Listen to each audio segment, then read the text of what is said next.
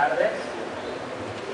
Bueno, mi historia empieza toda en blanco y negro, literalmente. Yo nací con una condición visual que se llama acromatopsia, que quiere decir que solamente puedo ver en escala de gris. O sea, lo que para vosotros es ver una película antigua o la televisión sin color o una fotografía en blanco y negro, pues esta es mi realidad diaria.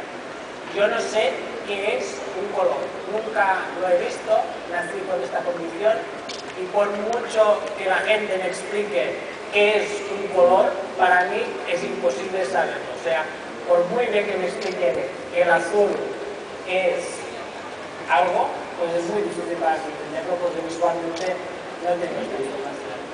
Entonces, desde el momento en que supe que no podía ver los colores, creció dentro de mí una gran curiosidad para saber qué era esto, qué era esta información que me rodeaba, que no podía percibir.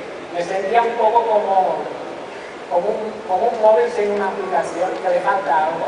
Realmente notaba que me faltaba algo, no porque yo tuviese problemas diarios, sino más que nada porque todos vosotros percibís algo y yo no. O sea, empezó a crecer esta curiosidad. Muchas personas se preguntan, pero si no has visto nunca el color, ¿no puedes vivir sin percibir color? La verdad es que diariamente me encuentro con situaciones pequeñas, pero son constantes,